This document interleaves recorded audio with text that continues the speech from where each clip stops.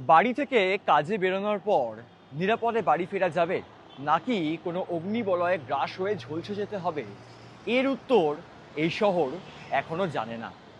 কারণ প্রত্যেকবারই যে প্রশ্ন সামনে থেকে যায় তা হচ্ছে, মৃত্যুর জন্য জবাবদিহি কার কাছে চাইতে হবে।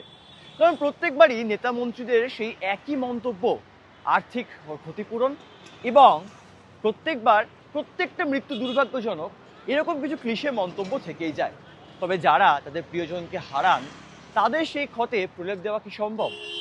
বর্তমানে আমরা যেই জায়গায় দাঁড়িয়ে রয়েছি, ঠিক প্রায় 14 বছর আগে মর্মান্তিক অগ্নিকাণ্ডের ঘটনায় প্রাণ হারান প্রায় 93 জন।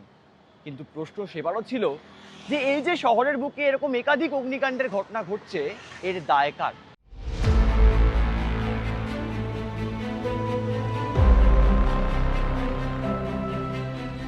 দায় কার? আসল সময়ের সঙ্গে তাল মিলিয়ে বরাবরই দায় ছেড়ে ফেলার রীতি চলে আসছে বাংলায়। আগের সরকার হোক বা বর্তমানের, দায় নিতে অস্বীকার করা অব্যাহত। এ শহর যেমন দেখেছে নন্দরাম মার্কেট, স্টিফেন কোর্ট, বাগরি মার্কেটের বিধ্বংসী অগ্নিকাণ্ডের মতো ঘটনা, তেমনি সাক্ষী থেকেছে 2011 সালের 9 ডিসেম্বর আমরি হাসপাতালে ভর্তি থাকা রোগীদের মর্মান্তিক পরিণতির। ভয়াবহ অগ্নিকাণ্ডের জেরে সেবার প্রাণ হারিয়েছিলেন 93 জন মানুষ।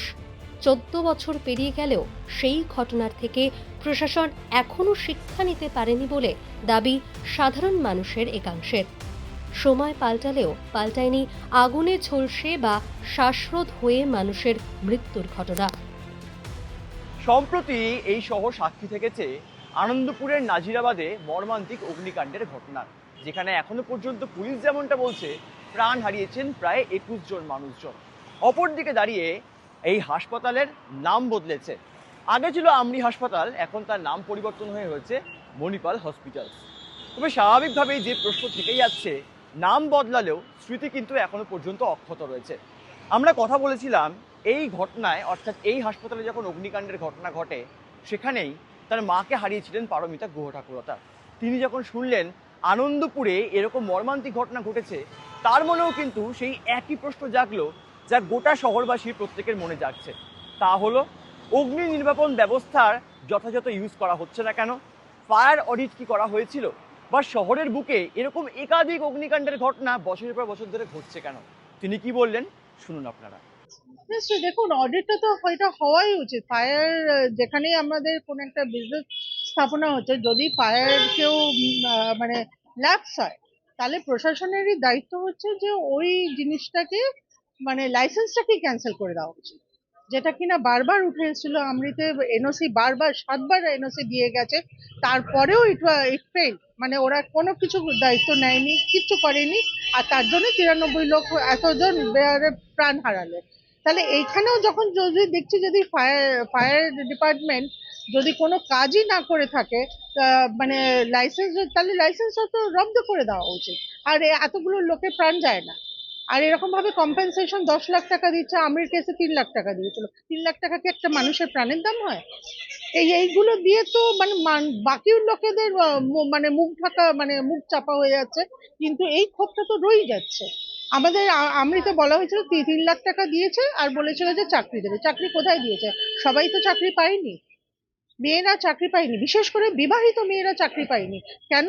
না, বিবাহিত মেয়েরা নাকি ফ্যামিলিতে বিলং করে না, এইসব ভুলভাল নিয়ম করে চাকরিটা বাতিল করে দিয়েছে। এবার সবার পক্ষে তো আর সম্ভব নয় গিয়ে গিয়ে গিয়ে ওখানে গিয়ে গিয়ে করা। আর এটাই আমি বারবার বলবো যে এই শহরে এই ভিজিলেন্সটা যেন বারবার হয়। প্রত্যেক বছর যেন একবার করে ভিজিলেন্স করা হয়, যে ফায়ার ডিপার্টমেন্টের এই অ্যাকশনটা নেওয়াই উচিত।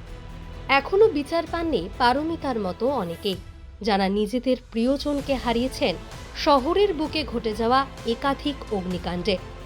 আর কত প্রাণ ঝরলে শিক্ষা নেবে প্রশাসন? আর কত ঝলসে যাওয়া লাশ নিয়ে রাজনীতির দড়ি টানাটানি খেলায় মাতবেন নেতামন্ত্রীরা? উত্তর অজানা। ক্যামেরায় বাপন সাউ ও প্রত্যয় মুখোপাধ্যায়ের সঙ্গে সুব্রজিৎ চক্রবর্তীর রিপোর্ট, এই সময় লাইভ, কলকাতা।